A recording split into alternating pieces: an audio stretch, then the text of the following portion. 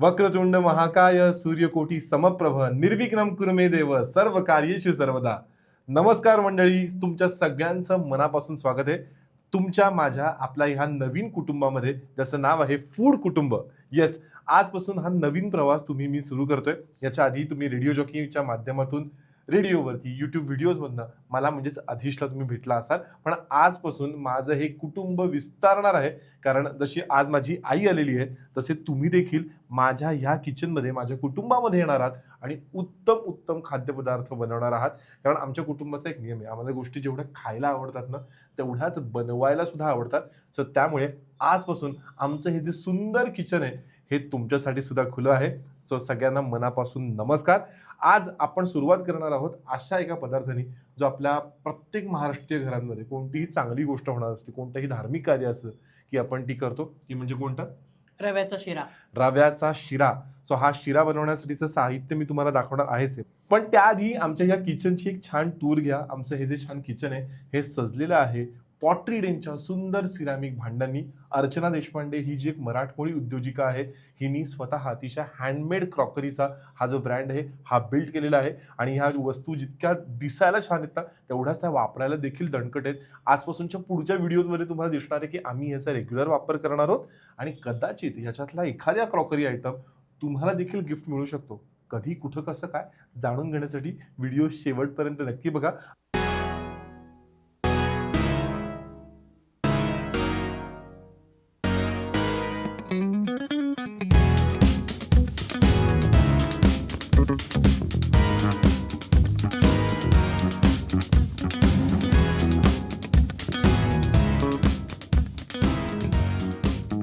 आणि जर तुम्हाला पॉटरी डेनचे हे आयटम घ्यायचे असेल तर मी त्याच्या वेबसाईटची जी लिंक आहे ही खालती डिस्क्रिप्शनमध्ये देतो, त्याच्यावर तुम्ही घेऊ शकता. सो चला आता शिऱ्याला काय काय साहित्य लागणार आहे ते बघूया. सो काय काय लागणार आहे आपल्याला? आता आपण आधी तूप घेऊया. नाही, साहित्य काय काय लागणार आहे सांग. साहित्य लागणार आहे आपल्याला तूप, हा, रवा, साखर, केळ्याचे काप, बेदाणे, दुधामध्ये हे घालून ठेवले आपण, केशर घालून ठेवलंय आणि ते तयार करून ठेवलंय. वेलची पावडर, सजावटीला काजू आणि दूध आणि पाणी असं मिक्स करून आपण हे ठेवलेलं म्हणजे आता हे दिसताना जरी 2 कप असलं तरी 1 कप दूध 1 कप पाणी असं प्रमाणाच्या. आणि बाकी सगळं आपण एक एक वाटी घेतली. हो हो, म्हणजे जसं आपलं रवा 1 वाटी असेल तर त्याला साखर 1 वाटी घ्यायचं आणि बाकीचं मग आपल्या जसं आपल्याला लागेल तसं आपण सगळ्या गोष्टी. स्वतः सगळ्यात पहिल्यांदा काय करूया, आधी आपण गॅस पेटवूया. ओके. आणि हे करूया, कढई टाकून ठेवूया. हो.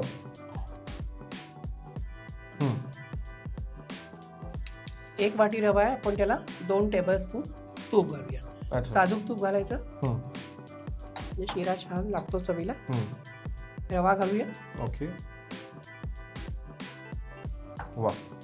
आणि तो मध्यम आचेवर ठेवायचा. गॅसची फ्लेम मोठी करायची नाही तर मग रवा पटकन काळा होतो. आणि जोपर्यंत तू तिकडे रवा भाजतेस तोपर्यंत मी इकडे दूध तापत ठेव. म्हणजे मला पण थोड्याशा गोष्टी येतात, मला दाखवायला पाहिजे. ओके.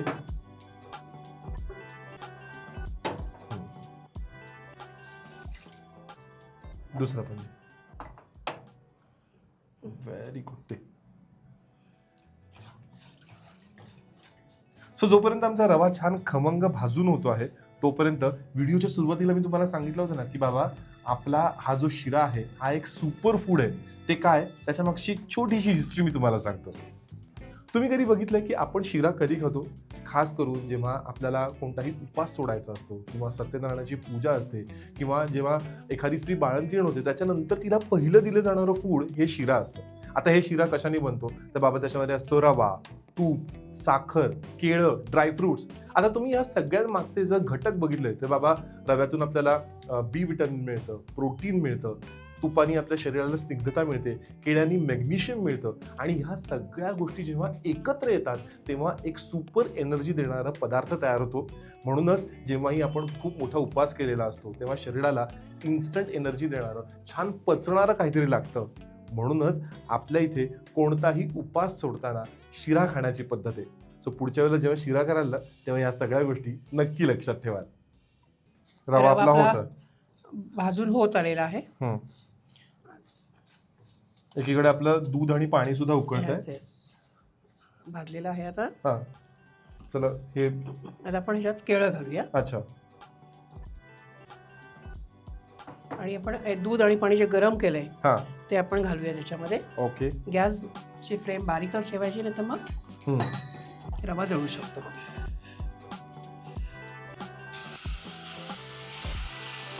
कमाल.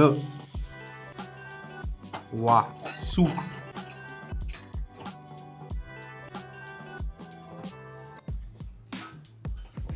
सो आपल्याला आता हे झाकून ठेवायचं आहे. हो, आता एक वाफ काढूया त्याला पण छान. चाल वाफ आली असेल बघूया आता. यस. वा वा छान वाफ आली. आता आपल्याला तो परत एकदा मिक्स करून घ्यायचा. वा रवा आणि केळं असं एकजीव झालेलं आहे त्याच्यामध्ये. आता आपण 1 वाटी रवा आहे, पण त्याला आता 1 वाटी साखर घालूया. ओके. तुम्ही कमी गोड खात असाल तर तुम्ही कमी साखर घातली तरी चालेल. बेदाणे घालूया. केशराचं दूध आहे ते घालूया. हे सगळं परत मिक्स करायचं. तो जो केशराचा जो एक रंग येतो ना आणि ही जी साखरेची जी ग्लेज येते ना ते फार कमाल फार छान आहे. खूप छान टेक्स्चर येतं सगळं चेहऱ्याला असं. पण मग आई आपण ही जी वेलची पूड तू घेतली आहेस ती का नाही घातली आता? शेवटी घालायची. आपण शिरा होत आला की वेलची पावडर घालायची, मिक्स करायची आणि गॅस बंद करायचा. म्हणजे वेलची पावडरचा वास छान राहतो त्याला. क्या बात आहे, क्या बात आहे. एक वाफ काढूया जरा आपण त्याला. परत एक वाफ काढायची. ओके. येस. वा जे तूप आपण घातलं होतं त्याचं छान साईडनी सुटलंय सगळं असं छान छान वाफ आली त्याला. आणि तो बघूनच कळतोय असं तो मऊ लुसलुशीत जो शिरा असतो. वा मला असं वाटतं आपल्या इथे अजूनही कोणत्याही गृहिणीच्या तिला स्वयंपाक चांगला येतो की नाही याची परीक्षा शिरा कसा होतो याच्यावर नक्की होतो. करेक्ट ना? अगदी अगदी. ओके. आपला शिरा रेडी आहे. शिरा रेडी आहे. आपण तो बाउल मध्ये सर्व करूया. आपण पॉटरी डिंकच्या या छान बोल मध्ये तो सर्व पण त्याच्यात आपण वेलची पावडर घालूया आणि मग गॅस बंद. येस. वेलची पावडर घातली. येस. पण तुम्हाला आवडत असेल तर तुम्ही त्यात चिमूटभर मीठ घातलं तरी चालेल. अच्छा. येस. चिमूटभर मीठ इज इम्पॉर्टंट. गोडाच्या पदार्थात चिमूटभर मीठ घातलं की तो पदार्थ छान लागतो. वा. मिक्स करूया. गॅस बंद करूया. वा फार छान वास येतोय. वा वा वा कमाल. गॅस बंद केला आता. सो आता आम्ही हा शिरा छान या बोल मध्ये सर्व करतो आणि तुम्हाला फायनल लुक दाखवतो.